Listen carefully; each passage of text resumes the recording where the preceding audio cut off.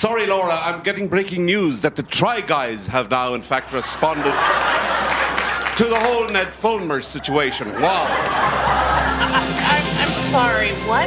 Well, it's obviously an evolving story, but CNN can confirm that the Try Guys have released an official YouTube video clapping back at ex-Try Guy Ned Fulmer, the wife guy Try Guy. He disrespected the brand by making out with one of the food babies at the Harry Styles concert. Come on, if you know the words, let's go. What do I think of her? Yes. I don't think of her. Glass of red wine and a swisher. I think you get the picture. Here I go. Read about that in the New York fucking Post. Well, hello there. Hello. I'm wondering who you are. I've actually never seen you before in my life. Me? Mm-hmm. The person sitting right across from you? I would have thought as a man, I would have immediately had a presence that made you angry, violent, and uncommunicative and uncooperative. No, I'm actually taking a new tack with these intros where I gaslight you instead of acknowledge your presence. Or that's fun. We the love manliness gaslighting that you bring to the space. Oh, okay. I'm actually just going to start calling you she, her. That's fine. I don't believe in take estrogen. that binary and that, you know. Oh, you don't believe in so you don't believe in trans women? It took like a good, 40 seconds for you to trap me? That was quick. Hey guys, we're coming in high definition, I think. Hopefully. We are coming in very high definition. We have some new audio equipment this time. Unfortunately, you now have to hear my voice in HD.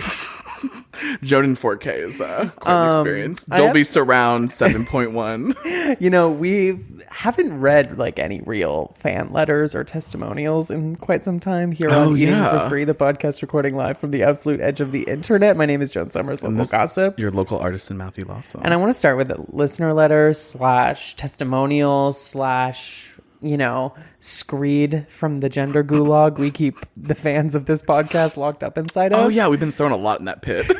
It's getting kind of full. So I'm not going to name this person, but I will just say any long time listener of this podcast will probably be able who have been to through know. the trenches. Yeah, they will know who this person is. Oh, okay. And they are already like jumping around and, shaking themselves a little bit with pleasure that they even get mentioned here on this podcast. Okay. So get me all excited. What's this? This is a testimonial about the impact that our podcast has on people's psyches when they listen to us. Actually, in the car. never mind. We can save this for later. When I was driving home from the gym, I was daydreaming that I was a guest on Eating for Free. And like I said, I was 30 million years old and that I was there before humans stood upright. And I'd be there when they lost their appendages and returned to the serpent from which they came. Then you both were like, go to therapy. And I said therapy was just bootleg Scientologist auditing because L. Ron Hubbard made it up in order to discredit psychiatry. Then I said that Nikita Khrushchev was a U.S. government agent. And then I took over the intro and said, hi, this is Eating for Free, the podcast reporting live from the absolute crater of delusion. The crater of delusion. We have to steal that. That's fun. Please welcome to the stage, Crater of Delusion. I live. We're all about rims here. We're all about of rims, holes, voids, spaces, interior lapses in memory and synapses. We're a podcast about interiority, if you will. Interiority. The sensation of being inside of something else. So I just had to read that because that's powerful words. The feeling that you must get, listeners of this podcast, just driving home from the gym, that it inspires you to say things like that off the cuff, I do think is a testament to the new era of Eating for Free. We're literally like the reason Apple put in the new iPhone that crash detection feature because we've been like swerving people off the road, off bridges, off highways and overpasses. People have really DM'd us. They're like, I almost had to pull over. I do need to issue a crash test dummy warning for this particular episode. If you are driving a Jetta, if you're driving a smart car, if you're driving even a truck of any size. Yeah. We do suggest you to handle this podcast episode with safety. We recommend you do not drive while injecting it. We recommend that you pull over. We are a substance. Yes. You shall not abuse. Yes. Because when I say what I'm about to say, which I did promise everyone last week, right? Like I gave everyone the heads up, right? I was running through the streets on fire, warning you of the incoming apocalypse here on this podcast. I did warn you. And so before you crash into the nearest vehicle, person, like house, Tesla, Co-op. Tesla factory, Yeah, Tesla factory. Amazon warehouse, Amazon factory, Jeff Bezos' house. Before you crash into any of those, just No, they can crash into Bezos' house. That's fine. we do not, And they also can crash We do into not a Tesla advocate for that factory. here. No, we Where don't. the FBI can listen. That's true. That's everything I said was a joke. LOL. So we will be talking about the Try Guys today. Like, just and now the FBI has raided the home. We're gonna Now wake they're up behind our tomorrow door. and like every road in America is just gonna be filled with the fires of destroyed vehicles that have been like flipped. The Patrick, second we everyone- saved the city. Like, it's very much that this week. That's honestly how I feel. Everything is just fine. The world isn't on fire. You would think the world was on fire with how this story has broken and circulated around the world. You know what? We did actually preface this completely when we talked about the Olivia Wilde, Harry Styles, Florence P. episode. Yes. We did. Famously a woman in If you think about filming it, Dune, we yes. literally predicted the entire Try Guys news cycle from beginning to end.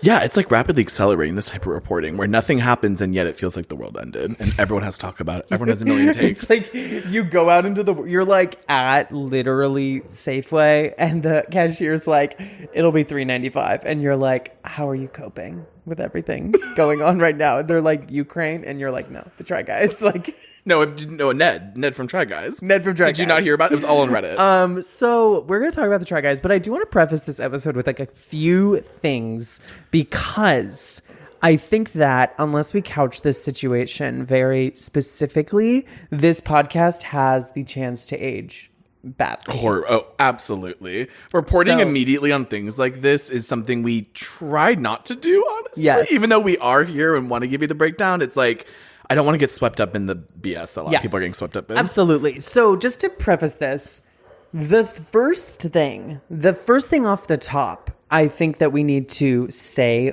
before anything is that we genuinely do not know what happened with this particular I can't story. tell. I've watched hours You of don't content know. and I still know it's I happening. don't know. And the people at the center of this have not said. We have illusions and we have like people in the shooting gallery taking aim and making that shot, but we genuinely do not know because one half of this story has remained silent. And purposely so. We are not going to make declarative statements about the situation as it happened outside of the surrounding media storm. We are not going to guess. We are not going to be definitive.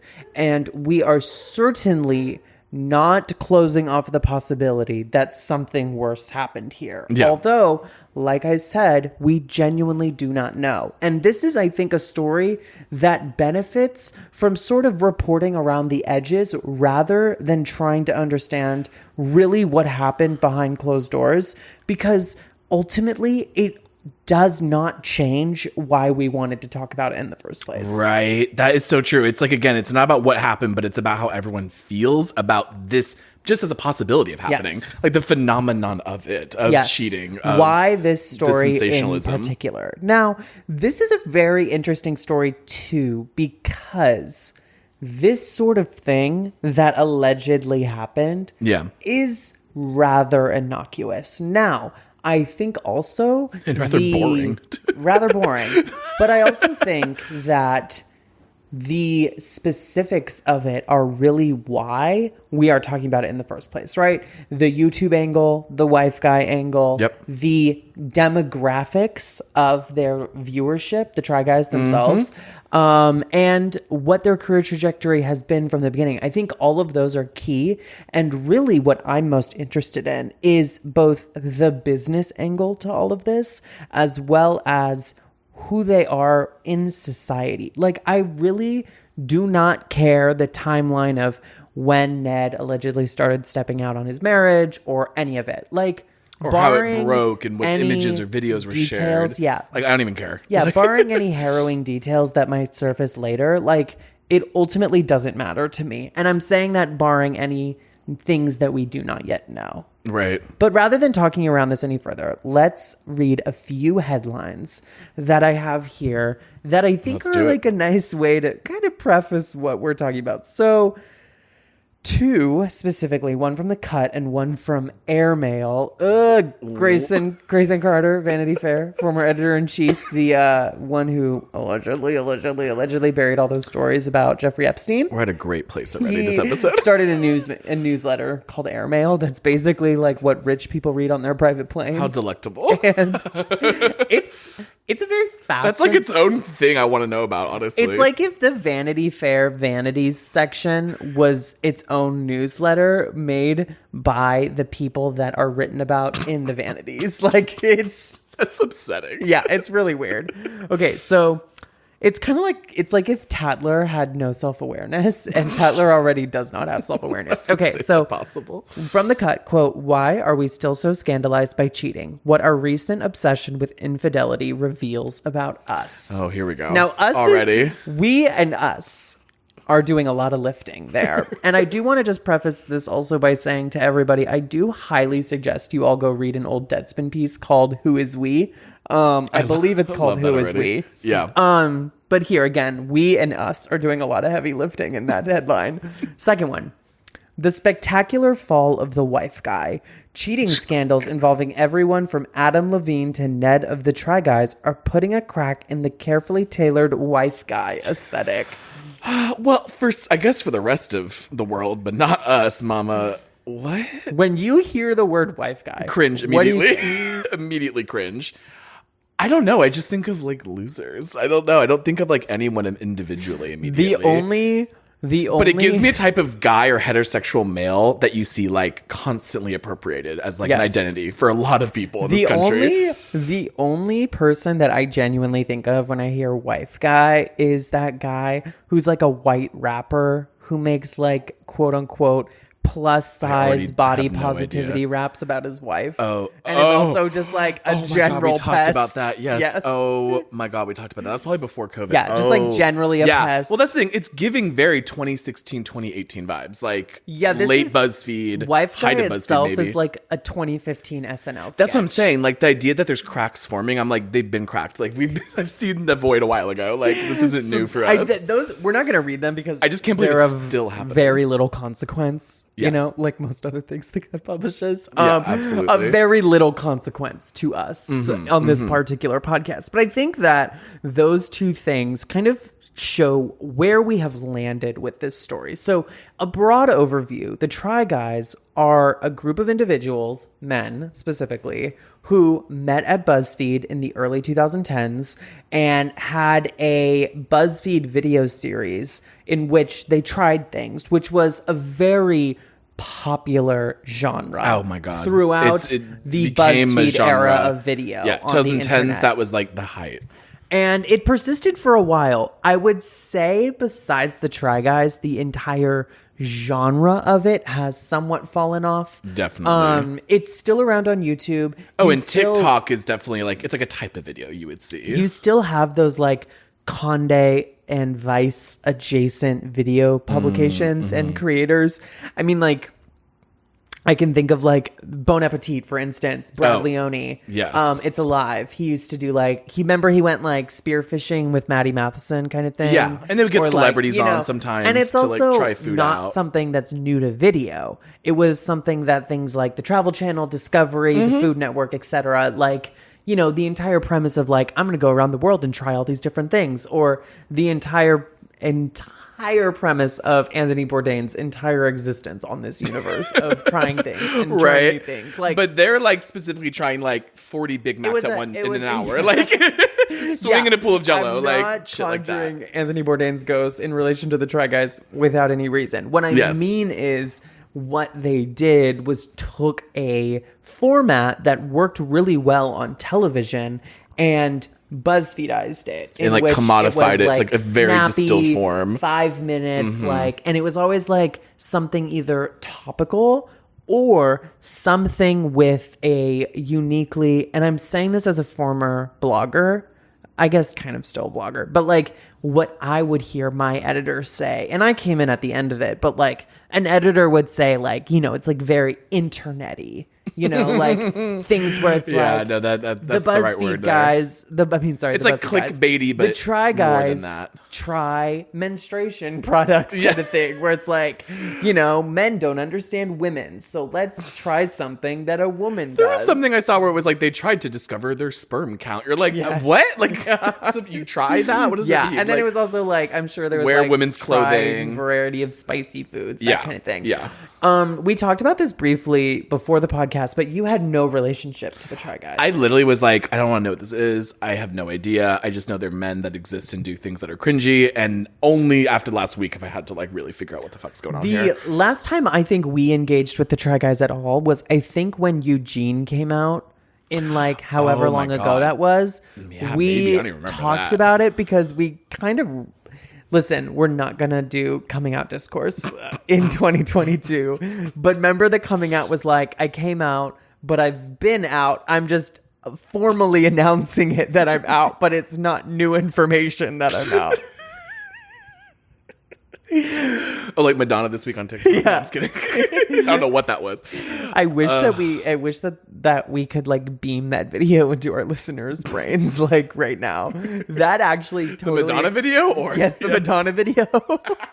That was actually Talk our about crashing decision. her car. That the decision-making process she uses to decide whether or not she's gay was also the one we used when we decided whether or not we were going to do this with this particular episode. So I want to first read, going all the way back to 2018. This is something that I think has gone completely under the radar of all of this. Oh, yeah. So if you think of BuzzFeed as a company, especially like the Jonah Peretti era of BuzzFeed, Yeah. what do you think of in terms of like their public image? What do you mean? Like what the general impression when you of go back BuzzFeed is to like at this point? 2018. Oh, yeah. Or and you think of like anything you've ever experienced, not BuzzFeed News, but like BuzzFeed as like a media conglomerate. Yes. How would you like kind of define their cultural presence to you at least? Oh God. I mean, they had like a huge it was very Twitter. Does that make sense? Like it was Yes. very like, yeah, topical, quick, shallow. Obviously the quizzes, we can't not talk about the quizzes. That was Yeah. like every day. Like what Twitter moments are now is like what BuzzFeed always wanted to be. It's think- very like social, Yeah. quick, like parasocial type of Especially posting. going back to 2018, Very I think personalized. I would describe BuzzFeed also as ubiquitous. You know, Mm. it was very much just a part at that point of the fabric of the internet in a very like That's true. essential but ubiquitous way where they were omnipresent, but like they were not like at the forefront of things. Kind of like Vice as well, a different flavor of that, but like Yes. trying to be like hungry, Yes. like very hungry. I think what's also and they got a lot of interesting funding at that time is as sometimes well. I think BuzzFeed, especially the Jonah Peretti years, like was ascribed a certain level of savviness for its ability to Yeah. move. But we also know that video, which the Try Guys existed in large part of, was a colossal failure because they inherently misunderstood the appeal of video itself and its importance to something like Facebook, which was trumping up numbers. Yeah. That's a whole other thing It that really we is. can't even get into. But why I ask is because the BuzzFeed angle of all of this has gone completely under the radar, considering in their own press release from 2018 when they formed the Try LLC that they now operate under is partially owned by BuzzFeed. Yeah. So I'm going to Understandably, since they came from that medium. The Try Guys form independent production company, enter into new strategic partnership with BuzzFeed. This is from 2018. This is also a press release in BuzzFeed. Oh, interesting. So it's like the BuzzFeed news section, like internal news. Like press board. release. Yeah. So Los Angeles, June 21st, 2018. The Try Guys, the wildly popular comedy group formed at BuzzFeed by creators Ned Fulmer, Keith Halsberger, Zach Kornfeld, and Eugene Lee Yang, today announced the launch of their new independent production company, Second Try LLC, and unveiled a new strategic partnership with BuzzFeed. Second Try LLC will assume the rights to the Try Guys brand and social media accounts, and BuzzFeed will serve as the advertising and branded content sales representative for the Try Guys under a commercial agreement. Additional terms of the deal were not disclosed. So I originally said partially owned.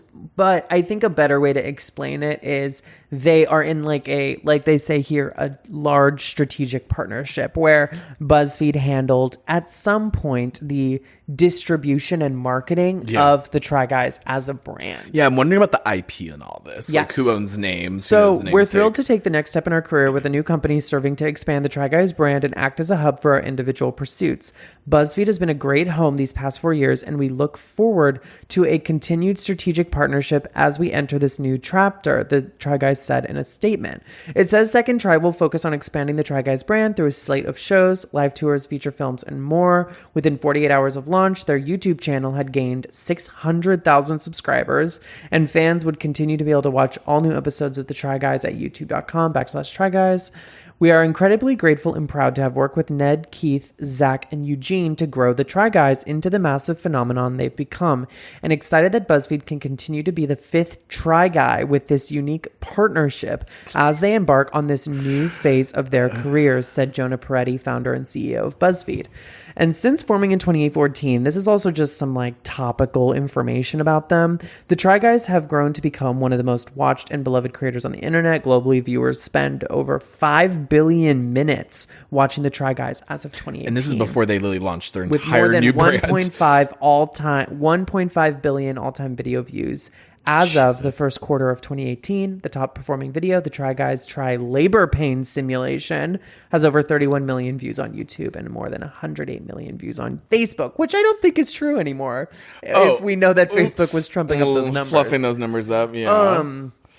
So anyways, why I wanted to read this is like what has happened as a business with Second Try LLC, I think is best understood through the way that BuzzFeed itself does business, which is how Second Try LLC learned to be a business at all under a strategic commercial partnership with BuzzFeed, which was in some ways the parent company of Second Try. And I think that that's also interesting because we know as of 2018, there was a entire genre of creator-led movements where it was the Why I Left BuzzFeed era on YouTube.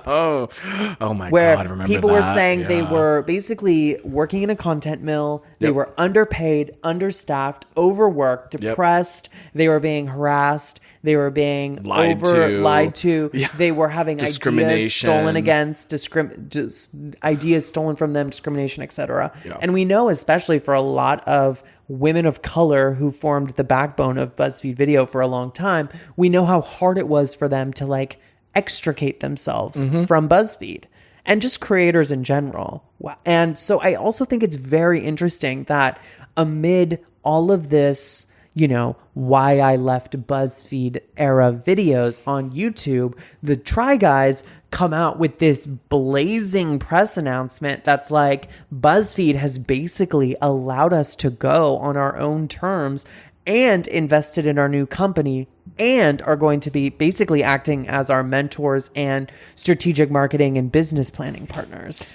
Which is a big deal because like they had so much content created through BuzzFeed and it feels like all of it's gone at this point compared to the Try Guys. There's probably some other things. Yeah, you mean the other creators worked so much. Yeah, the other creators. And we know that BuzzFeed, just through admissions of former employees, was extremely strict and basically was extremely litigious, allegedly, about people going off and using originally BuzzFeed branded content in their own channels, or even just like making their own channels at all. It reminds me all about the Bon Appetit stuff too, which is its own separate clusterfuck. But like similarly, all these people had this content that Bon Appetit was like, no, we own this and it's nothing that you do whatsoever. Even though you're literally the face of this and the entire 100% star power behind this, that's our content and you're not allowed to do anything you want with it. And then look, they imploded. Everybody has to find their new ways to do things. Is going to come back, so keep a pin in that. Okay, I'm very happy that you brought up Bon Appetit. It's all I'm thinking about with this. It's very parallel. Just wait. Also, real quick, just going on Social Blade, Try Guys. So as you can see, in 2018, they report having 600,000 subscribers. They are, granted, it's been a little rocky the last few weeks, 8 million subscribers now. Yeah. With 2.2 billion video views since 2018. on top of the $1.5 billion they mentioned before. So, yeah. Billions, yes. It's a big fucking deal, regardless. We also get into the business stuff a little bit later, how much money they're allegedly making. Yeah, because that can be ranking in millions easily. You're going to want to I'm sure it's much worse. And immolate on this podcast. Continue. So now let's kind of get to what's happened. So now that we've kind of talked about a little bit about how they formed, the BuzzFeed investiture, et cetera, 2010's trajectory. why are we talking about them at all? So I only really want to spend just a very brief second on this part because ultimately it's not as interesting as what happened around it.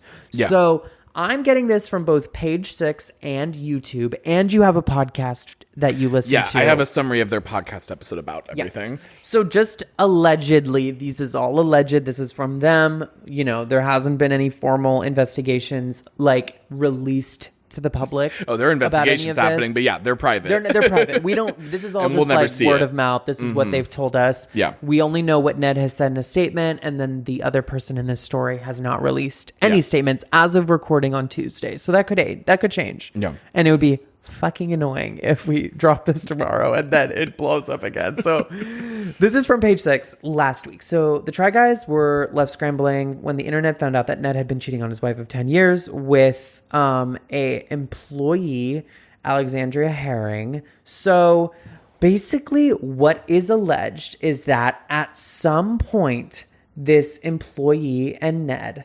Alexandria, had started having an affair. And we don't know how long that happened. We don't know what the specifics of it were. And ultimately, it doesn't matter. But fans started posting videos of them on Reddit, which is how the Try Guys and Second Try LLC employees found out about it.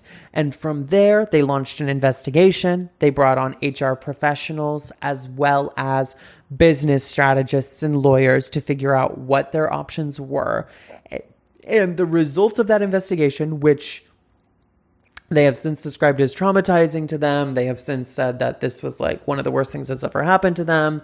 I'm not here to make any moral judgments about any of that. But the results of that investigation, whatever they were, led the Try Guys sans Ned to remove Ned as a managing partner of this Second Try LLC. So we're going to get into the Second Try LLC business filings and their corporate structure in a little bit.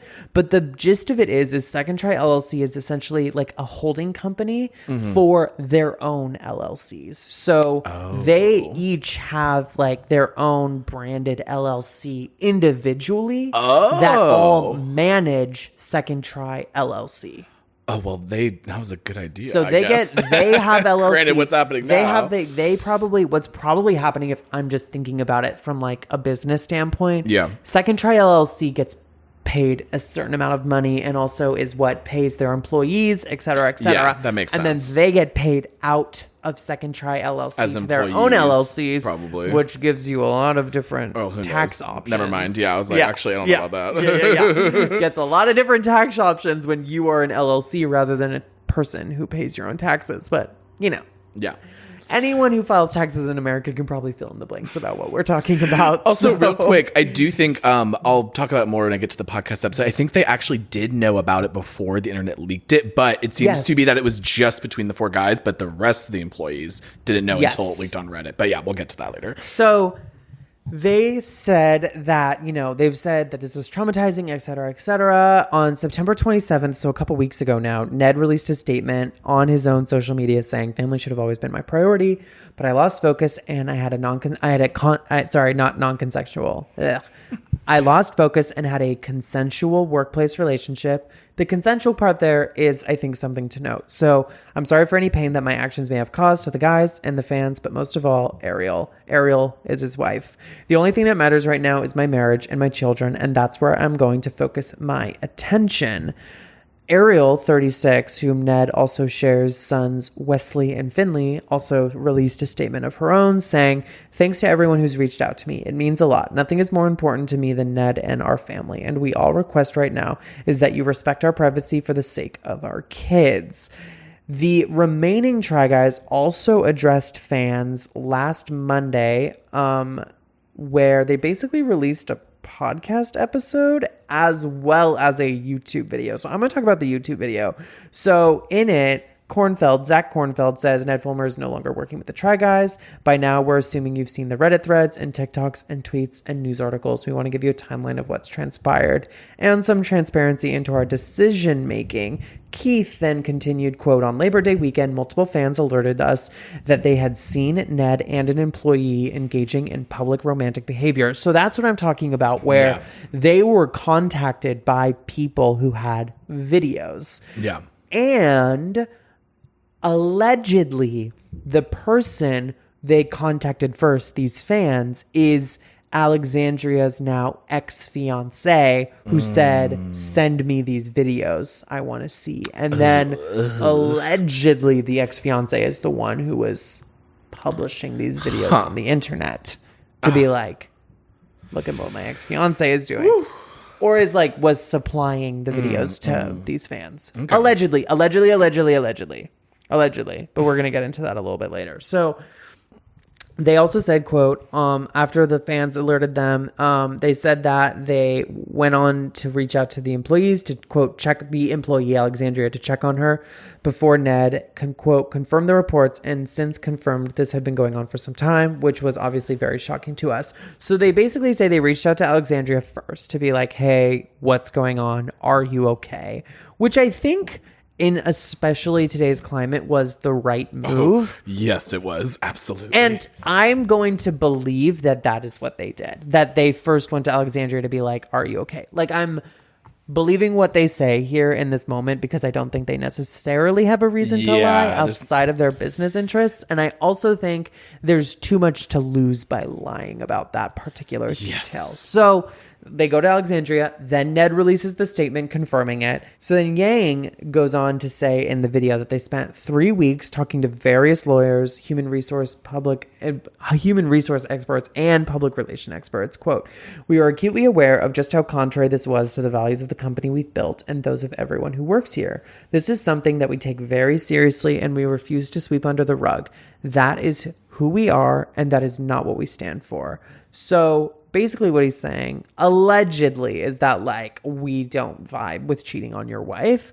But it is important to note that they all look both extremely sad, and Yang specifically looks extremely angry in this video. Oh, absolutely. Which I think partly incited the following firestorm. I'm not blaming Eugene. I'm not saying that this is like their demeanor in that video, their fault necessarily for the way the internet took this, but I do think their demeanor was what? I think that they knew how that video was going to come off.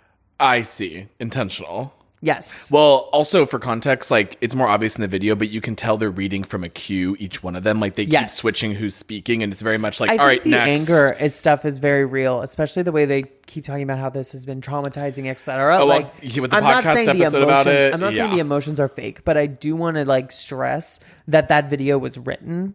This whole video was written. It was well produced. It was approved by these same public relations experts and the HR PR they end up and hiring. HR and business consultants, etc. And I wouldn't be surprised if some of the people at BuzzFeed told them how to move through this scandal, because BuzzFeed is certainly know what to do. no stranger to public relations nightmares.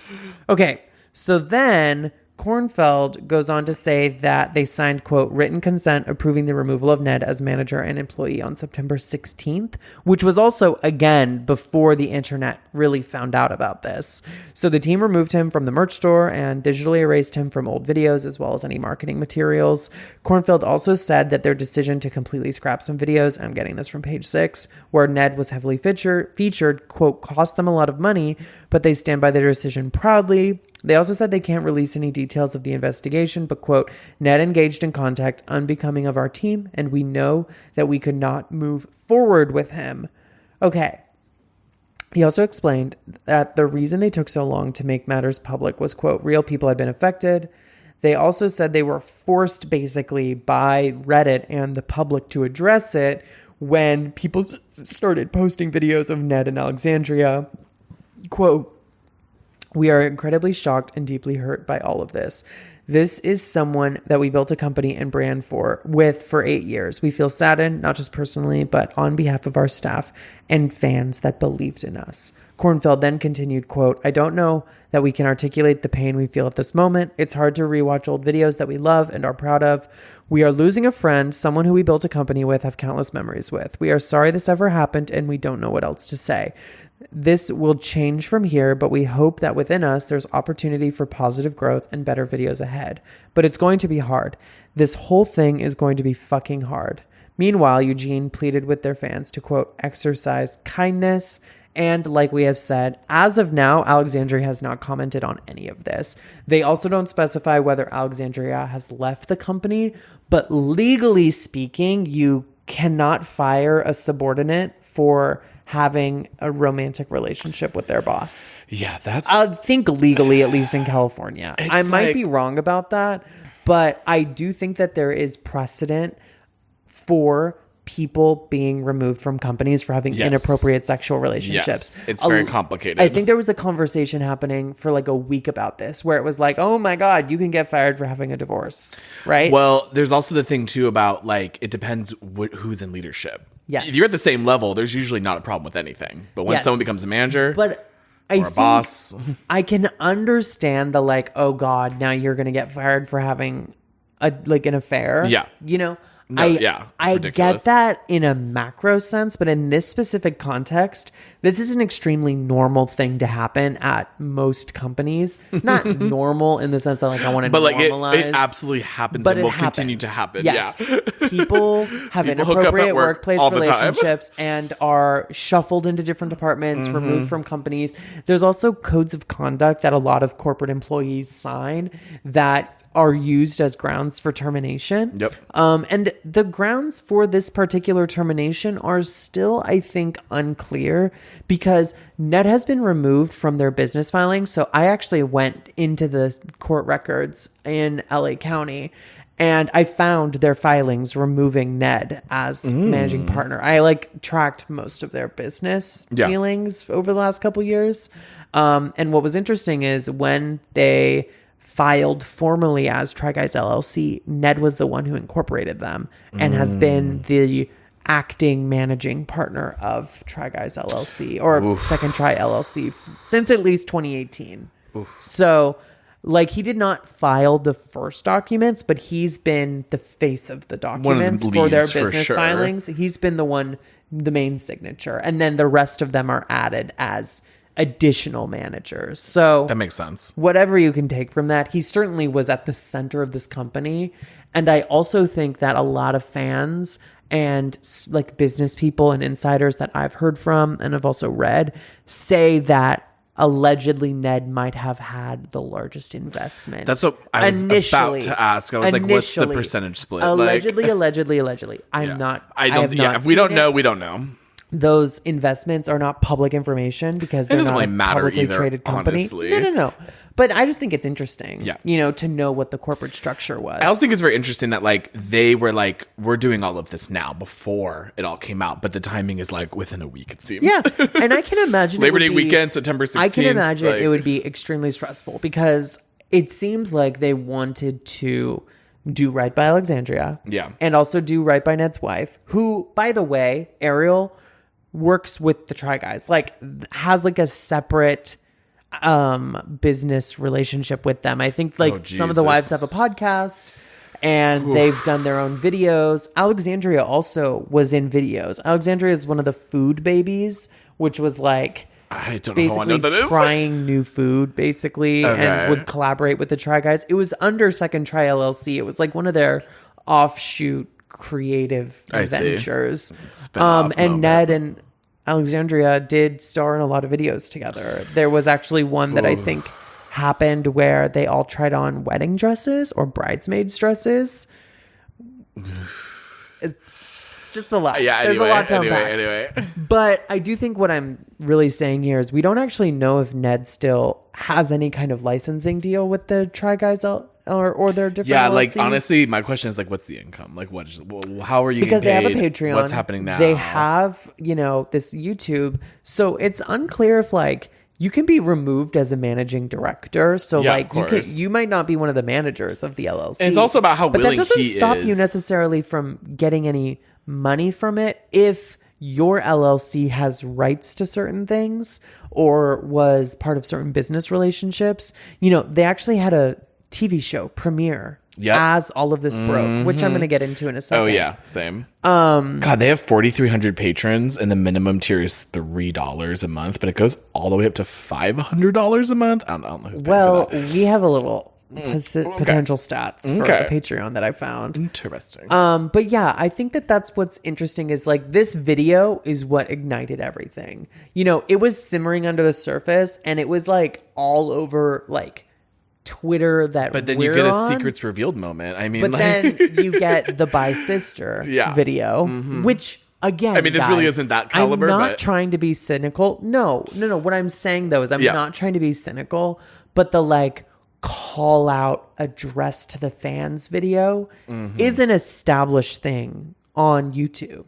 oh, I saw all the people in the comments saying like, "Oh, this is how you do an apology video correctly," and I'm like, God, we're already at that point where it's like how S to F tier ranking of like apology videos. So based on what morals and ethics. in like- this video also, I think what a lot of people latched onto is the demeanor that they had. And I think if this video had just been what it was, this story would have like maybe lasted the rest of this week.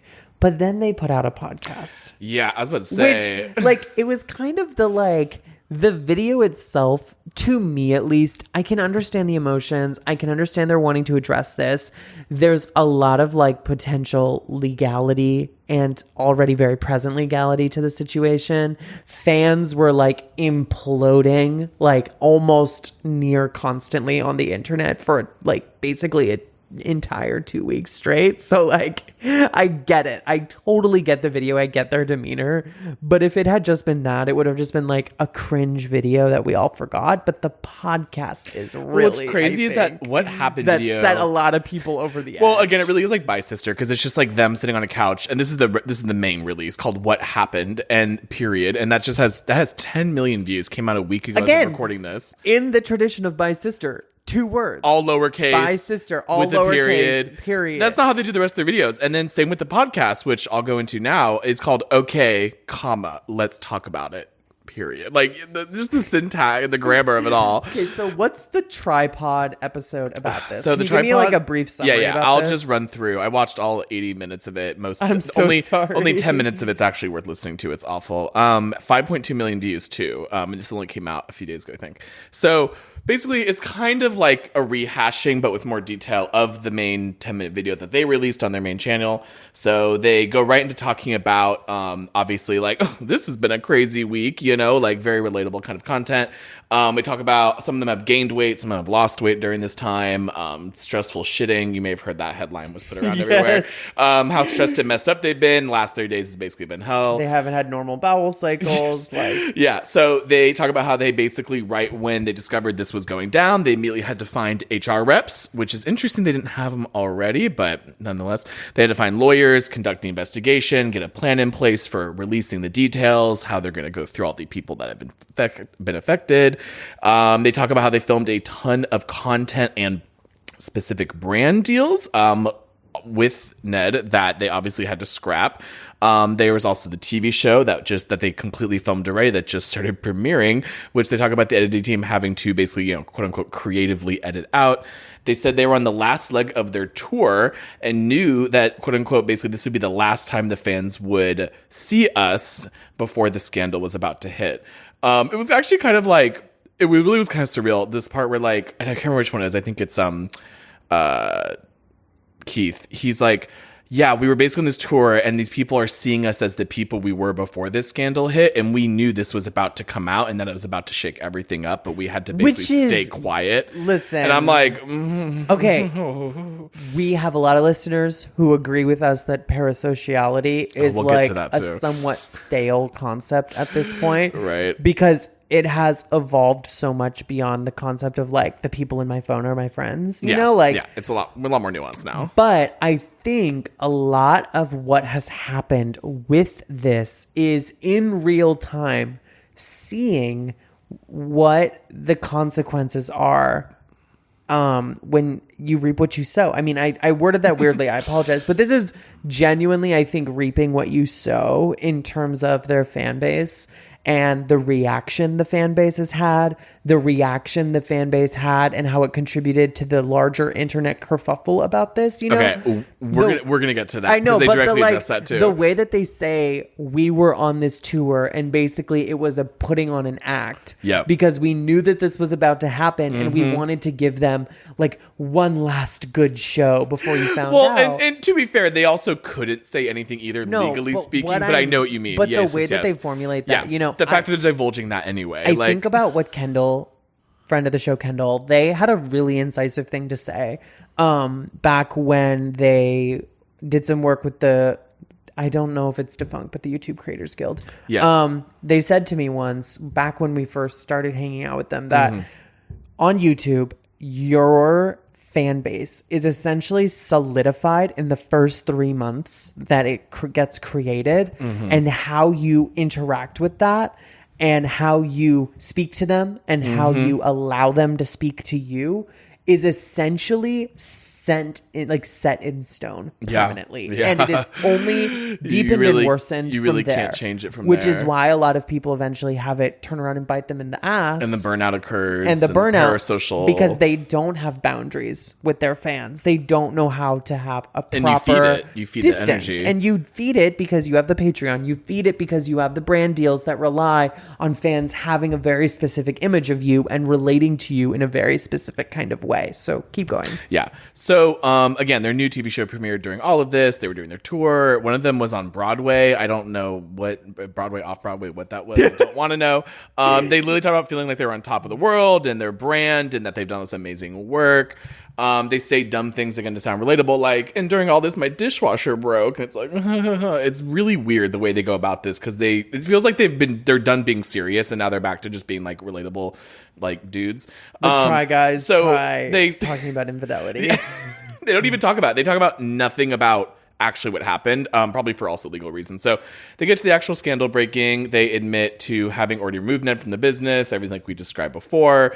They admit to basically lying by omission because they were at this YouTube event in Palm Springs, I guess. Not sure what this event was, probably related to the show or to the live stuff that they were doing, and talking about how there were people who basically asked like, oh, where's Ned? Or like, oh, where's, the rest of the gang kind of thing. And they were like, oh, he's busy doing other things. They basically had to just, pretend that wasn't happening. They talk about how, of course, there's lots of red tape involved. People don't understand, I think it's Keith who says a lot of what's happening here is towing the line of defamation. And this thing I think is very interesting that relates to what we've talked about before, but like, he basically is trying to say how they have to be really careful talking about all this because they're always afraid that whatever details they give out about what they know, what the internet knows, what people have claimed is breaking online defamation because kind of like we said at the beginning of the episode, we don't really know what happened. And until we know all those details and we've gotten like truly facts that have been proven in a sense, it makes sense for them that they really can't say anything because if they do, who knows online how much worse this could get. There could be lawsuits. I think that's what they're basically trying to say without saying it. Well, I think also, they say here, I'm reading also that, everything that they said and did got turned into Reddit posts, TikToks, got dissected, etc. And I think that ultimately it says a lot about their fans, right? Because they cultivated a very passionate fan base that I think call themselves the Triceratops. I could have gone without I could be knowing that completely information. wrong, but in all of the something corny like that. Reddit posts I was reading, it was like, okay, Triceratops, like, et cetera, et cetera. So they absolutely, I think, do call themselves that. Oh, and then they also sell merchandise with it as well. Okay, so the go. Triceratops, excuse me. A lot of them, I think it says a lot about how their fan base was cultivated, but I also think that this is just the way that YouTube works. I think that when you get on YouTube and you want to be big on YouTube, you are courting an eventual public image catastrophe because that entire platform and the algorithm is fed and served by drama. It is literally it's weaponized, built on drama at this point. And you can be the most upright, upstanding, like no nonsense channel, like Do Not Eat 01, right? Isn't that the one, the guy who talks about trains? Yeah, and Sea Islands. Yeah, and God forbid you say one thing, because then you are at the the centerpiece of a Bias Sister style call out, right? Like it is the We've literally been here before. So many I'm like times. waiting for the other shoe to drop with Crime Pays, Botany doesn't. Like I'm waiting for the other shoe to drop. No. What I mean by that is like it is just the nature of the platform. If you want to be big on YouTube, you have to eventually reckon with your own humanity and the eventual heat death of the universe by way of sistering yourself. Like, there's something really complex happening that I can't understand, and that probably relates to identity politics in a way. But it's like when you sell your personality, you're right. It is literally a prison of your own making. Like you have to be so consistent, and you're not allowed to change your format or make a mistake. Or the people who literally, and we'll talk about this in a sec because they actually kind of directly acknowledge this, will turn on you or feel like they can't trust you anymore. In fact, actually, let me get to this part here. So I don't think it was Keith, the other one. I don't remember their names. Doesn't matter. He talks about how people have called us their comfort channel, their favorite non-toxic boys. He said in a way that was so casual, it must be a thing people have said a million times. And also, it's something that they say to each other in business meetings. I mean, like, again, the wife guy thing, like, cringe. Like, let's think about, okay, I'm going to be cringe here. Non-toxic boys. You and I have been in a lot of content meetings before where it's like, okay, like, let's like brainstorm, let's strategize. Like, what's like 10 videos about being a non-toxic boy for our fans? Like, let's find like 10 videos that they can put on their like comfort playlist that they fall asleep to. Where are videos that have like hashtag good vibes? Like hashtag non-toxic. You think we're joking. Absolutely But I'm not joking. That is bitch. literally in the YouTube boardroom every day. I'm not joking, bitch. That is literally probably how a lot of this gets made.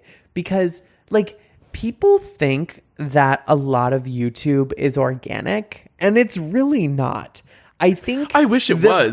Then we'd find new information. I think the best creators, the best meaning the most successful in this scenario, creators are successful because they can make their content look organic. Yes. But everything is like, the system. Especially once you reach an echelon of YouTube where you're getting like millions and millions of views, everything is heavily workshopped beforehand, right? Like everything is tailored.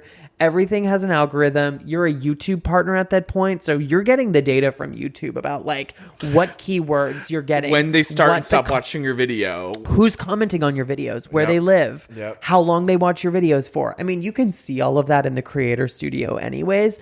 But once you're like making a significant amount of money for YouTube and BuzzFeed, I'm sure Second Try LLC has like strategists just crawling out of every orifice. Oh, and the fact that you're partnered with DoorDash permanently on everything you ever make. This podcast had like 7 commercial breaks for DoorDash and some like iPhone pay-to-play game that looks absolutely abysmal. But that's what I'm saying. And those people are going to be like, you need to uphold a standard to your content. You can't deviate from what that's we've also agreed the to. thing is when you get in bed with the devil, like DoorDash. Yeah.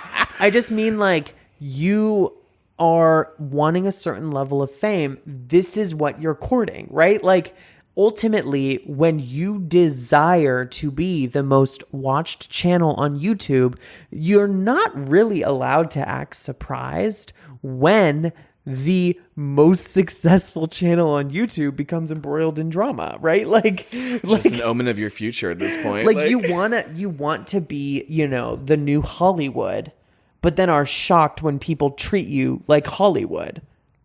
Oh, you're just like some boys. Like, really? We're just some guys. We're just some soft boys. Oh no! So they totally get into like, that. You know, we're just like some like little boys who like didn't ask for any of this. Okay. And like, why are people writing articles about us? It's like, my guy, you make millions of dollars. Please a year. stop prophetizing what I'm about to tell you here. Let me finish this. Let me finish this because it's going to say everything you just said. So again, right after he says people have called us their comfort channel, their favorite non-toxic boys, he talks about how fans are basically in troves asking, was it all a lie? Can I even watch the older episodes now? Very much giving like post Me Too like trauma. Like, can I even enjoy this content now that we know what this person did?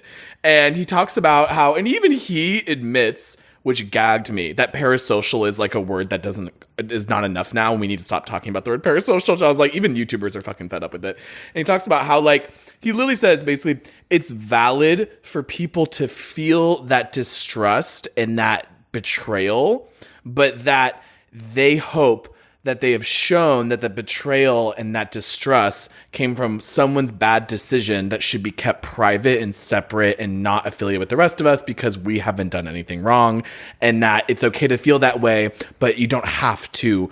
It wasn't all a lie. It was just something separate. It was not something we all condone here. And then he admits, basically talking about how they felt like they woke up from this like fever dream of the last 10 years, which really this is the meat of it. Basically talking about how like the last 10 years they've been doing Try Guys since the beginning of BuzzFeed to graduating from BuzzFeed, now doing shows and tours and SpawnCon out the wazoo. How like this is the first time they've ever been like, oh shit, this is how far we've come, and look at how it could completely disappear. Because they basically talk about how like they really were like, is this going to be what takes us down? Because of those fans who feel like they can't enjoy anything they produce nowadays. You know, I think also this is really what I'm talking about too, is like, I'm going to sound so judgmental right now, but after you reach a certain level of viewers or listeners or subscribers or readers or, you know, movie-going audiences, you essentially are losing all control to your public image. Yep. You're losing all control to the way that people respond to you. You're losing all control about narratives that get made up about you. Like, it's almost kind of sad because I do want to genuinely believe in a world where a lot of these people are just like people who maybe just like started something because it made them happy, but then they build it up and build it up and build it up, and it spirals and it snowballs. Like they talk about, the whole last 10 years have been a blur for them, right? Yeah. Like since that first video, it's just been a whirlwind of success. Because since. Capitalism again injects you with full It adrenaline accelerates and it, sucks right? everything Like, out of you. And that's what I think we see with so many creators, where they reach a certain point in their careers and they're like, why are we even doing this anymore? Like, what is this? What is any of this now? Right? Like, we were like guys at BuzzFeed who like ate spicy food, and now we have like 12 13 spin-off shows, and like you can buy like underwear with our faces on it, and merch and tours and a TV and show on filming Discovery spots Channel for this and doing Broadway and like gigs for this, doing like, you know, use hashtag try at checkout for like 50% off your DoorDash order. Like, I mean, like, and I'm sure it extends so much further when you have like the employees and the HR management and the offices and like, and then you're strategizing content years out now. I think it's also a full why fucking media company. I have been so adamant with certain things in our lives where like we have Ashlyn and we have people who like to like be around the podcast and help out. But I would never turn this into some media conglomerate because one, it's like, then it's not what it is anymore. It wasn't what it ever was. You're just taking advantage of your audience and turning it into like a completely different thing. And not to like shame just people, but like a lot of people will just eat up anything when it has a certain name on it, especially content is like banal and also widely after appealing as the Try Guys. You know, subscribers Like, who's start to buying their matter underwear less with their because face once on you it? have millions of subscribers, like you don't really have like a homogenous group of No. audience members. And so like, I think that one of the things I've really been kind of thinking about a lot is like, as creators, where does the creator economy as a whole ultimately start to draw the line, right? Because like, I think what we have seen with things... You a content creator, or are you like a CEO at this point, managing a team of people? Do you want to be like a small business owner, or do you want to be like a YouTuber who makes critical essays about like fucking movies that came out 20 years ago? Like, and I don't think you can be both. And I think what this is showing is that, you know, the whole thing that people have said is, okay, they have made this their brand, right? Ned is the wife guy. So he cheated and the wife guy cheated, and it's notable because the wife guy cheated. Valid. I totally see that. I see that for people who love the Try Guys or are aware of the Try Guys or have been following this, that is an interesting angle. I'm not particularly... It is funny. I'm Like, not particularly compelled by it because men It's cheat like- every day. I was going to say, like, literally it's one of those things you read and you're just like, You roll call your yourself eyes. a wife guy, I'm almost 100% certain you're cheating. So like... Or you have something Let's else start going there. on. There's some other Let's demons. start there. It's weird. But I do want to say that like the narrative has been like the wife guy, the cheating part of it, right? Yeah. But I think what I'm most interested in is not really the fact that Ned cheated or that it was even with an employee. And again, we're barring any additional details that we don't know. We are purely talking about the like surrounding the most surface experience level of accepted this. version that like everyone's admitted to, which is What an affair. fascinates me is that I think what's really happening here is the image of a person confronting capital, right? And capital interests. Because you have made your brand being relatable, fun, quirky guys who are just, fun lovers, down for anything. We started scrappy and we've built our scrappy little piece of the pie. Yep. And we've moved to LA and like, look, we've made it. And we owe it all to you, the people who helped us get here. But what your fans are not seeing is that when the cameras go down, you're signing paychecks. You're filling out W-2s for new hires. You're attending meetings with, and maybe not a board, but certainly the managing Well, it seems like directors. they became the board of their own company at some point. You are hiring like that. HR people. Yeah. You're posting LinkedIn updates. And then you have to manage like healthcare. It reminds me, like, not to invoke the spirit of Lindsay Ellis, but like when that whole thing went down last year, I remember one thing that was a big deal was like there are people on payroll that have health insurance under you. Your employment and your success is going to directly affect the livelihoods of people that are working with you.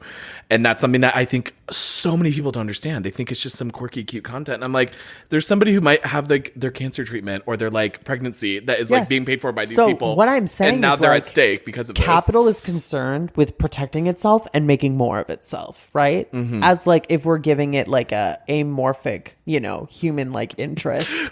But like their brand is inherently opposed to capital interests. Obviously, it's like so commercial and basic that like of course it makes them a shit ton of money, but like you can't be relatable and a business owner.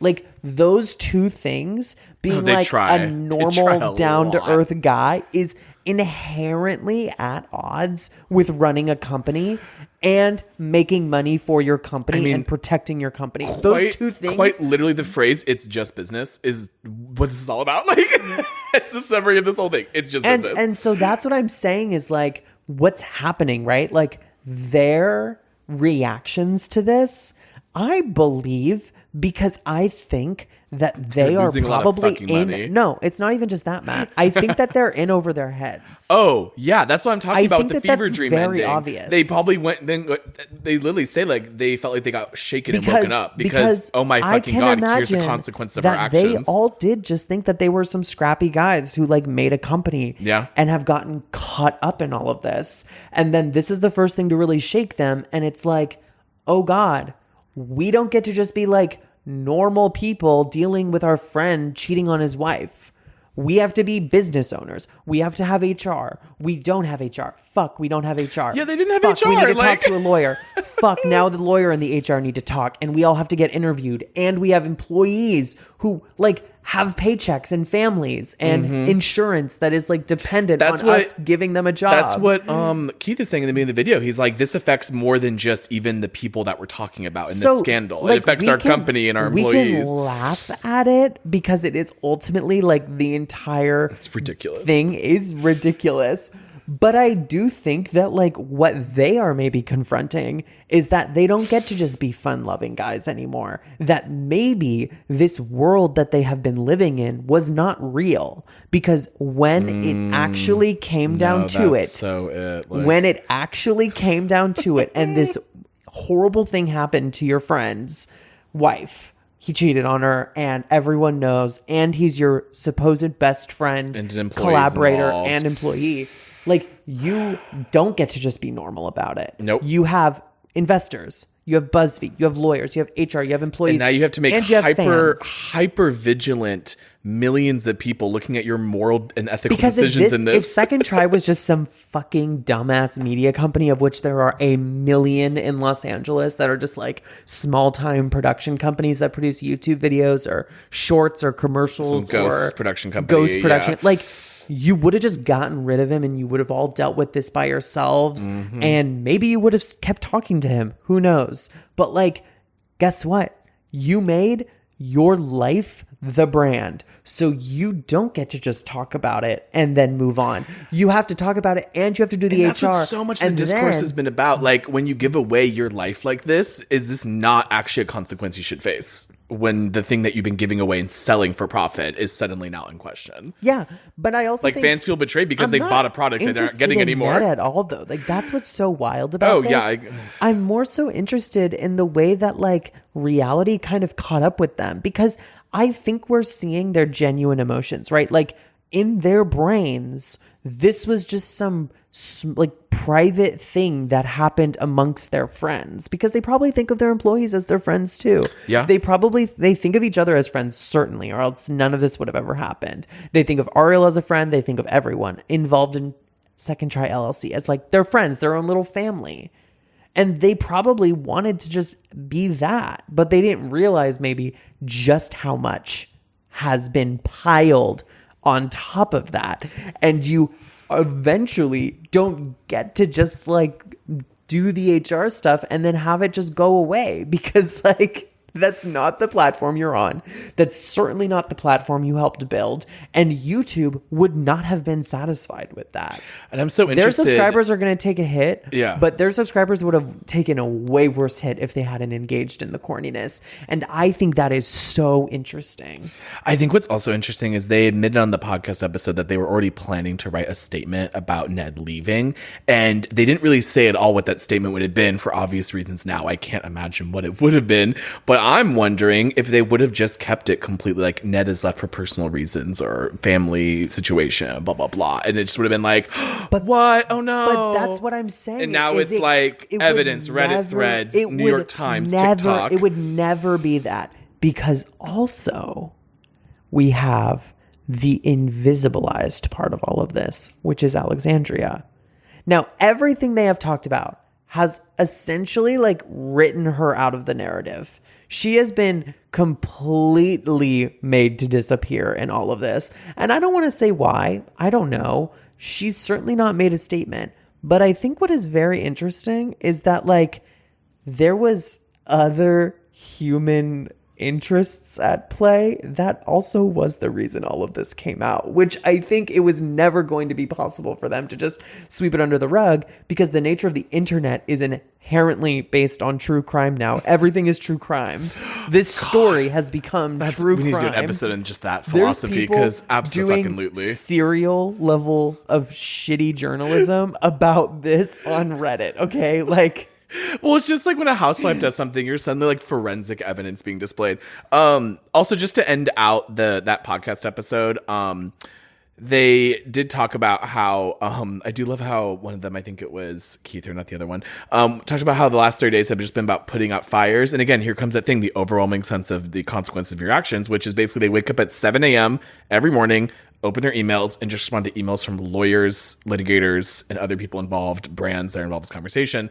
And then the thing they kind of promised at the end, which I thought was just like, okay, is they talk about how like basically they already were planning to change the format, change the style of their videos, include more LGBTQ people, more people of color in their videos, and basically pivot so that they're, doing something a little different, but it'll still be somewhat familiar. And I think, God, what is it? Keith ends it with like, but I'm still going to eat disgusting food. Yeah. So like, it's all about content that is so fucking boring. I just can't believe this is how So I think also because of the nature of the internet, right? Like there is never going to be a world where just like a bunch of things can be true all at once. What Ned did was fucked up. Ultimately, this is none of our business. Right. I think that it is completely understandable that like fans are hurt that a man who like sold them an image of loving your wife ultimately could not follow through on that image, and basically gave into humanness. I think like that makes sense. I get that. I think their reaction fell into sin. Yeah, I think their reaction is ridiculous. I think the other reactions to it is ridiculous. And I do not think the internet can have any more than maybe one of those things be true at a time, because the reaction on the internet has been so moralizing, because I think as the internet has accelerated, quote unquote, discourse about age gaps, like there's so many things happening here. power dynamics and age gaps. You know, one of the things we talked about, by the way, in our Florence Pugh, Olivia Wilde, Harry Styles episode, if you all go back and listen to that, loves that, loves that kind of discourse. Also, That's an immediate popular one. we live in the post Me Too internet, so like that always is like a shadow looming over us. The consensual air. We live in true crime internet, so there's always something worse going on than what we know, and we don't know that there's something worse going on, but we just know there's something worse going on, and we're going to construct the bad thing. I was about to say, the intersection of true crime and QAnon philosophy is also at play here, in the like, what aren't they saying? What are the symbols and also signs? just like rising moralism about purity culture, heterosexual sanctity of marriage, that kind of thing. I think like all of that can be true, but like it's hard to talk about any of it. And even I am having a hard time being like, you know, I said I can understand why people are like, oh God, you can get not arrested. You could get fired. Well, for it used cheating. to be. The horny police will come get you. Yes, they will. When the Try Guys try infidelity, you know, the horny police are right there. No. You know, people are like, oh God, you can get fired for having an affair. Like, I can understand that sentiment, because around that, we're seeing those TikToks of people like filming strangers in public to be like, I heard this man talking about like going out with a girl, but he has a girlfriend. So find him. Let's find him. That stuff is so disgusting. West Down Caleb stuff. Great example. Like, I think all of that can lead to a reaction like, oh God, now you can get fired for cheating. Like, I get it, but it's not necessarily true, because there's a bunch of other true things too. But we can't really have any one of those things. And I think what's going on with the Alexandria stuff, especially because she hasn't spoken, there's so many things that have been inferred that like the internet is now just like using as a concrete fact when it is just made up. Like the fact that Alexandria is a significantly younger coworker. That's a word you're going to see a lot if you look at this on the internet. But Aren't these guys in their 30s? Are they secretly like 50 and she's 16? Like, But what I'm saying is we don't actually know that. We don't actually know how many years between them. It could be a couple. It could be 10. Like, it might be public information, but it's not necessarily clear. And there was nowhere that like concretely said that she was a significantly younger coworker. But you're going to see that word everywhere. You're also going to say that there was a power imbalance, which I do agree, right? Like, inherently, right? He's the owner of the someone's company, an owner and someone's she not. was like an intern rising through the ranks. Yeah. Like, that makes sense. But like the way that people have inferred the like power imbalance of like the older boss with the younger employee and like all the secret stuff that happened, like, I think it's almost very interesting how that narrative basically became the like de facto argument for everyone about this, even though we don't know anything. Like, people are like, I don't want to say they're defending Alexandria or they're like white knighting for her or anything. Like, I don't want to diminish her like that, but like, they're like defending the honor of someone who like hasn't asked to be defended. That anyone needs defending in this in general, but also like hasn't necessarily even made it clear that they were like a victim in any of this either. And like, I mean, I guess the one thing that they have acknowledged is that they don't want the obvious misogyny that comes with anything. Anytime anyone talks about a woman on the internet, misogyny will find a way in place from a lot of people. That's the thing they're concerned about. I know is that the women involved are being called X, Y, and Z right now. But I also think, and this is what I think is really interesting too. Can I just like posit something that's been on my brain? Sure. Okay. Just follow me here for a second. Okay. When we have celebrities going through infidelity or marriage turmoil, and I'm just thinking about Brad Pitt and Angelina Jolie, who are in a different echelon, right? Yes, than the Try Guys. especially right now. We can agree. My God. But what I'm saying is, Angelina Jolie comes out and talks about the abuse that she faced in her marriage with Brad Pitt, how horrible it was. And because Angelina Jolie is a traditional celebrity, yes, the immediate response, even though we both know that what she's saying is allegedly very much true. Well, especially now we believe it. And now there's a lot more evidence coming out about that. Pro Angelina Jolie podcast. Absolutely. And we are a pro Angelina Jolie allegations podcast. Yes. Regardless. The immediate thing is, oh, she must be lying. And that has to do with Brad Pitt's public image and the heartthrob mentality of it. Yes. But it also has to do with the fact that, you know, she's a gorgeous woman in Hollywood. Of course she's lying for her own interests, right? So Like, we have women who are in a much higher echelon of society with much more to lose for a lot of people in the immediate world around us, and not afforded this kind of grace right off the bat, right? When they're coming out and being like, I was physically abused. Amber Heard, great example. I was literally physically abused. It's wild how literally different all the the treatment evidence. has been. Yeah. But then because YouTube is like such a different platform and it breeds like such a different headspace amongst the people who are like true YouTube fanatics. Yeah. Like Alexandria has said nothing. We have no evidence to say that this was anything other than just like a consensual workplace affair. Yeah.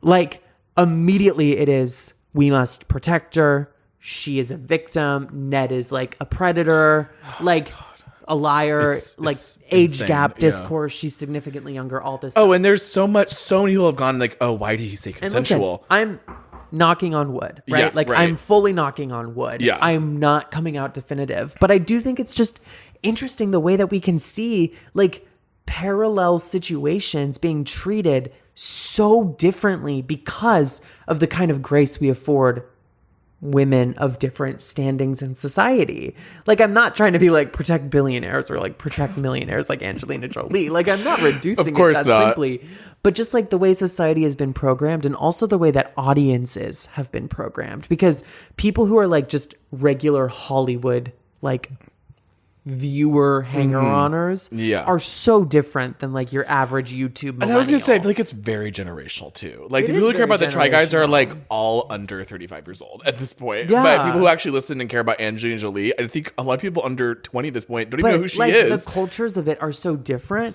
Yeah. But I don't think one or the other is necessarily better, right? Oh, like, no. I don't think that there's anything inherently moral about taking Well, that we've said many particular times the Me Too stance. movement led to like almost nothing actually materially manifesting for women in this Yeah. country. So like, I'm not trying to make any Like, definitive statements, but yeah. that was just something that was on my mind. Like, it's really weird. You're right though about the Angelina Jolie stuff. Like it's as if that it really feels like that's not happening right now, even though there's a lot of very real evidence coming out. one of constantly if about not it. one of the like maybe top 5 most famous people at one point on the Yes. planet Yes. has been very publicly accused of like physically assaulting his wife and children Yes. with like And it's like, comprehensive detailed evidence. Flies right out of the news. And we're cycle. talking about the Try Guys cheating scandal. In which half of it, if not 90% of it, is stuff that the internet at large is inferring without any real context. It's literally all about relatability, is it not though? Like, I think people, okay, It's- here's isn't my it- galaxy brain It's a take. bigger sin Yeah. to like lie about being relatable than it is to like physically harm your wife. No, I was about to say, like, this is my galaxy brain take. People used to be able to relate to Hollywood celebrities in a way when they used to, they're just like us, or like, oh, here's them out of makeup, blah, blah, blah. But because the entire concept of who's famous and how they get famous has radically changed in the last 10 years, now it's about the relatable, personality-driven, short-form content that we see on YouTube and TikTok. And those are the people that we think, oh, they're the real, genuine people. Those celebrities are in their cabal of Illuminati. And what Angelina Jolie and Brad Pitt are up to is completely distant and separate from anything I'm involved in. They're all millionaires who do this. And for some reason, the Try Guys have been interpreted as by their millions of fans as regular people who are just guys. And this is just a really sad thing and really horrible thing that happened to just these men. And as we were just talking about, they're actually making, if not more money than Angelina Jolie might be making this year in their business. I doubt that, but No, maybe not. But it's a significant amount of fucking money. No, but also what I was going to say is not to make everything about Don't Worry Darling, but like remember I'm Get Don't Worry Darling out of this room. No. Enough is enough. Is the Don't Worry Darling in the room with us right now? No. I'm telling you, look at me. Remember what I said. It was a bigger deal to people that Olivia Wilde lied than it is. Oh my God, we are just going that right back to Shia Don't Worry Darling LaBeouf discourse. was maybe doing something crazy on set, or that if she had just been a regular weirdo and hadn't done all the extra like girl bossery, none of us would have cared about Don't Worry Darling.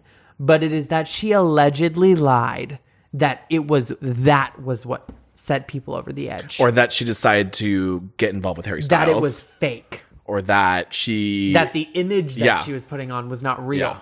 That was a bigger sin than any of the actual abuses that allegedly happened when one man was on set. And that part of the story was like a grain of sand. Not even a prologue. Like, not even a mention in the beginning. Like, that was really the fucked up shit that was going on. What Florence maybe had to deal with while he was her co-star. Fully having an investigation into his behavior and like horrific abusive twigs, just like this and other ex-girlfriends. Just like this with Brad Pitt right now, exactly what you just said. There's been like lots of evidence in multiple courts over multiple publications in multiple countries talking about this man, and it's like, who cares? Olivia Wilde lied about being a girl boss. That's what we have to focus on. And it's so upsetting that she decided to be involved with Harry Styles. And isn't that a crazy thing she did? These girls are going to get a long episode today. I just looked at the time. I know. I don't give a fuck. And we're not even at half the notes we have. We're getting into this. Okay, so we have a few more things. So yeah, I was about to say, girl, we still got to talk about the LLCs. Part of the reason why the LLC stuff is mostly pretty boring. Okay. The only thing I really wanted to say, and I had already said it, was that they had shell companies that owned that were the managing directors of Second Try. So they had their LLC, Second Try had the LLC.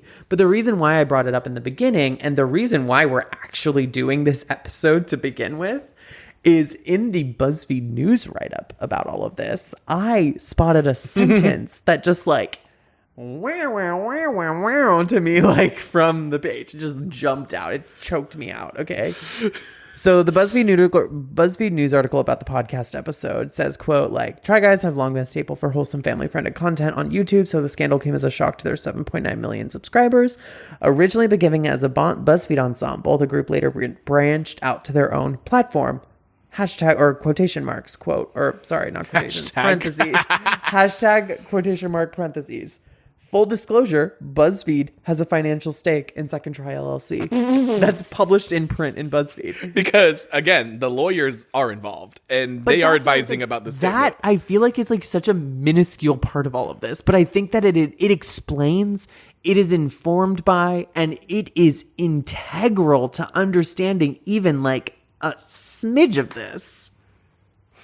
Okay, so then let's do the material analysis. I want to talk a little bit about Alexandria. So this is from, quote, We Got This Covered, who did the like 10 things you need to know about Alexandria Herring. So while working with the Try Guys, Herring and senior editor YB Chang became regulars on the channel due to their series, quote, The Food Babies, which was a direct spinoff of the Try Guys' own segment, The Food Daddies, starring Fulmer and Habsburger. In Haberburger, I think I might have spelled the name wrong. In the series, the Try Guys were joined by the Food Babies in trying several food challenges and restaurants around the United States. The participation and exposure Herring got from the video and her friendship with YB gathered quite the following of fans who adored the dynamic and easygoing energy brought by the duo. Herring is or was also engaged to her long-term boyfriend Will Thayer, who she met at the University of Hawaii. The couple's oldest posts together on social media date back to 2012, which point to the couple being together since at least that year. While working with the Try Guys, Herring also participated in a video entitled The Try Guys Try Bridesmaids Dresses, where Hasburger, Kornfeld, and Fulmer Haberburger. It's Haberburger, but you've been mispronouncing as Hazerburger, I think, earlier. I think I might have misspelled No, it's it at one point. It's Haberburger, yeah. Yeah, Haberburger, Kornfeld, and Fulmer tried on bridesmaid dresses for those engaged among them, including Herring, YB, and Maggie, Kornfeld's fiance.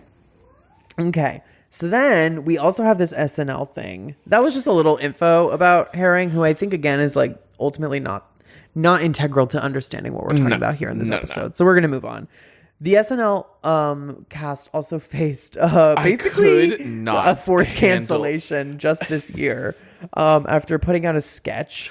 Proving once again the writers in that room are not here with us on this planet. They are not connected to the human experience. They did a sketch where people where they made fun of this entire thing, right? Yeah, they made fun of the apology video. I don't care. I want to talk about what Page 6 has documented as the tweets about this, which I think are Quite good.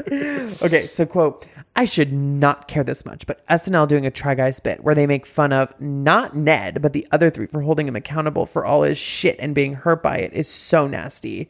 Like, please tell me more about how funny you think it is a man cheating on his wife with his employees is. Another tweeted, quote, did SNL just gaslight the Try Guys? Others asked why SNL didn't slam the, quote, power balance that was at play, arguing that Ned cheated with someone who was, quote, far less power than him in their workplace. Quote, is it just me or is it kind of screwed up that they are making fun of a power dynamic of a sexual relationship between a company's founder and one of its employees? Another added, quote, oof, rude awakening to SNL that the entire internet is on the Try Guys side. There were so many other ways they could have parodied this, but they went for making the victims the punchline while downplaying workplace harassment. So now the Try Guys are victims. And this is harassment. Okay, but that's what I'm saying. Literally, we need to become illiterate again. Like, no one knows how to use these words correctly. If these were just like one-off tweets, I wouldn't have mentioned this, but I went looking, it's a lot. and this is like the dominant conversation on Try Guys internet right now. No, there's going to be something to say power about balance that that the Try Guys and Alexandria are victims, and that this was sexual harassment. There's like a radicalization that's probably happening with this fan base as we're speaking with this entire thing. This is their first like at any moment and the we stands need now to need be to arm themselves. No, at any moment we need to be vigilant. They're going to start pivoting to talking about like people getting trafficked in parking lots at Walmart. like I'm just saying. This is how it starts. Okay, the true crimification. This is how it starts. Indeed. This is how it starts. The second wave feminists have astroturfed any conversation about power imbalances and harassment that we could possibly have on the internet. And now we are like directly reaping the consequences of that, which is like people going from tweeting the Try Guys are victims and being gaslit and this is sexual harassment to tweeting about getting trafficked by a stranger in a Walmart parking lot. Like, I'm just telling you that's the pipeline. It's not many steps You don't away. want it to be the pipeline, but none of you listening want it to be the reality that you live in, but it is the reality that we live in now, okay? And again, we have genuinely no knowledge, and we are just telling you we are operating with the facts that we currently have. We have no idea if Ned was running a human trafficking ring. We are just keeping that possibility open. Shut the fuck up. Shut the fuck up. This actually is much more complicated. It has international implications. I'm trying so hard not to just be funny about all of this because, like, we could... True. Again, this could age really horribly. Age horribly. Yes. Okay. In this moment, at this time in human history. So there's also this piece about the ex-fiance of Try Guys producer Alexandra Herring drinks champagne after the cheating scandal. So what? Thayer, her now seemingly ex-fiance, posted a video or a photo of himself. Yeah, it was a photo where he and a friend were basically like toasting champagne.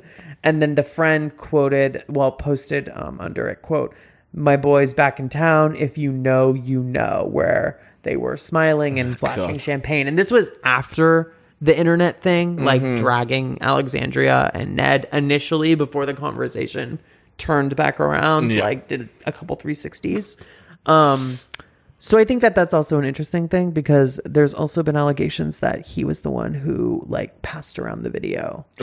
Or was given the video initially and then sent it to other people. The ground zero, there's someone at the beginning of all this. The 9/11 of the Try Guys cheating scandal was an Instagram DM to this man. So, okay. There's also this piece about the Hollywood Reporter.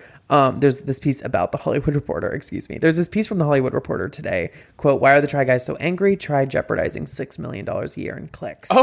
So this is all alleged, and they do the thing that I hate where they like get an email from a guy who's like, hello, my name is Ted, and I am a business consultant. We get those like every 5 minutes on our fucking podcast. Who's an expert about Social Blade, and I would love to give you my expert opinion about Do you have 5 minutes to talk? So take that with a grain of salt. But quote, According to Ayal Bamel, president of EULA, where he has overseen the career of YouTube sensations like Nastia, an 8-year-old with the 7th most subscribed channel on the service, 101 million subscribers, the Try Guys occupy a rung at the very highest tier of digital content earners. Quote, in terms of influence, they have around 15 million followers across their social media pages and received more than 2 billion views since launching the brand in their channels in 2018.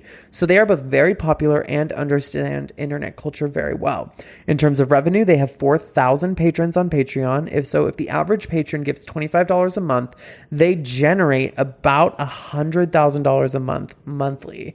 On YouTube, they represent money earned per 1,000. On YouTube, they average 30 million views with an average RPM, revenue per mil, a metric representing money earned per 1,000 views, of $5. They should generate $150,000 monthly on YouTube. If you add merch, Facebook, Snap, and sponsored content, they could generate upwards of $500,000 a month. Yeah, I was gonna say, like, they're getting the ad money, like the ads that are inserted in the videos, but then their like podcasts and other things has like full on commercial breaks and for multiple the sponsors deals. for the videos. Yes, which when you're in that echelon, you could say it's like a flat rate and then per view, et cetera, et cetera. Like, we don't actually know what their advertising structure, but it's a lot of money. No matter what, these people are making at least like $200,000 a month.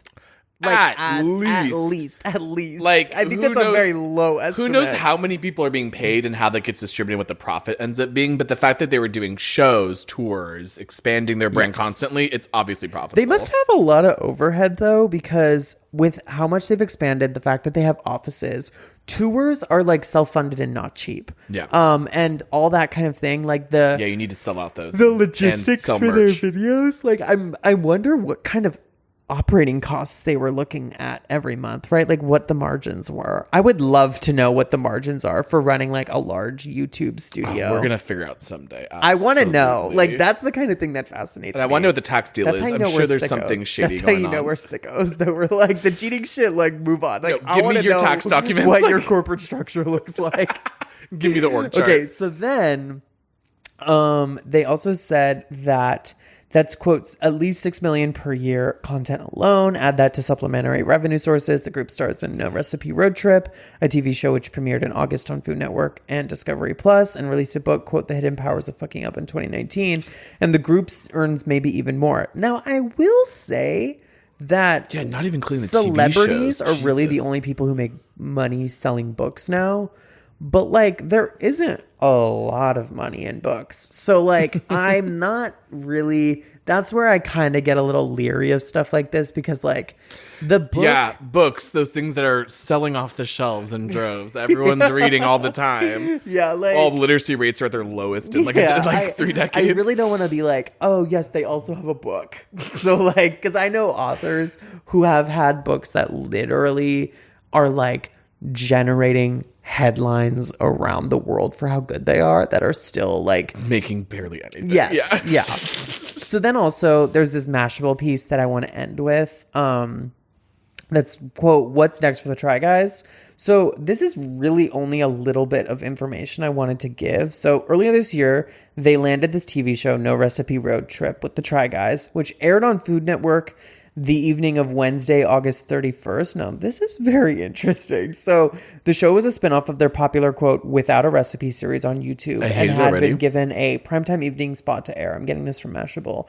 After the scandal broke, however, Food Network moved the final episode to air on Friday, September 31st, burying it on their schedule. So they were basically like a couple of episodes in, because if it aired on the 31st of August, yeah, I was about to and say then that was it ended a month later. Literally just there's a month. No way they got through. And if the it's majority only of once that a week, content. that's 4 episodes max. Ooh. And they were like, cut it. And you know you get paid by episode a lot of time in certain content, so cut it. And it's actually, I think that's another thing that got lost in all of this, is that their TV show was effectively binned.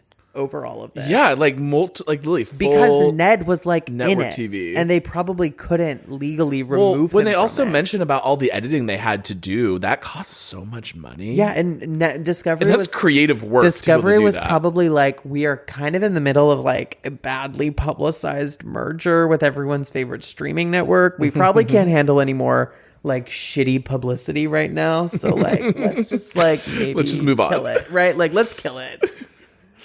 So my cat is like, what is wrong with you? I fed you free. She's like, please stop talking about this subject. It makes me physically ill. Do you see the way that she's she's gonna have like those violent perched? shits just like all the other guys did in that podcast? Go away. Violent, stressful shits induced by so weird trauma. Sometimes.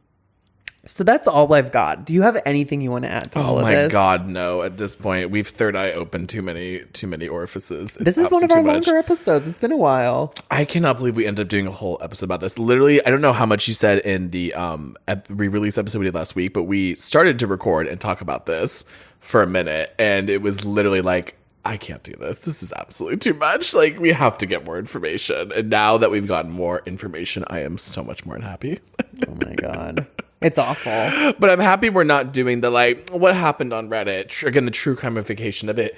Honestly, this is just inspiring me and us to do an episode about that, because really, that's where we are at this point. We have to stop promising episodes. Why is everything... We have to stop promising episodes because the news happens. And then we push our celebrity surgeon video back, or celebrity surgeon it's podcast still possible back, because now we're talking about the Try Guys. And next week, Don't Worry Darling 2 premieres. And actually, guys, this is now just a Don't Worry Darling podcast. So at this point, spinoff imminent. No, nothing more to say. I'm so happy we're done with the 2010s. Now we can reap the consequences of all those decisions we made at that time. Okay. Because at least we're moving on. My cat is continuing to freak out, so we should get going. 3. Oh, wait, sorry. No, wait. We have to plug. Yeah, we can have to plug. So you can find us on Patreon /eating for free. You can find us on Twitter. I'm Laura Croft Barbie. That's _Matthew Lawson. You could go to our website, eatingforfree.com, for links and merch. And you can hear us on Patreon, which I think is the best way to hear us. Yeah, just to give a little this. preview of what we're talking about in today's Leftovers episode, we have, of course, the bros flopping at the box office. Lots of fun there. Brittany talking about a lot of insane stuff about her conservatorship on Instagram. We have Kim Kardashian's SEC crypto charges and her also true crime podcast, and Lena Dunham's casket. So lots of fun stuff to talk about in Leftovers. Please join us. Okay, that's all. 3, 2, 1. Good. Hi, my name is the Try Guys. Okay, that's for Patreon. 3, girl. 2, 1. Goodbye. And you know what? More than ever, they can write about this in the fucking New York Times. Come on, if you know the words, let's go. What do I think of her? Yes? I don't think of her. Glass of red wine and a swisher. I think you get the picture. Here I go. Oh.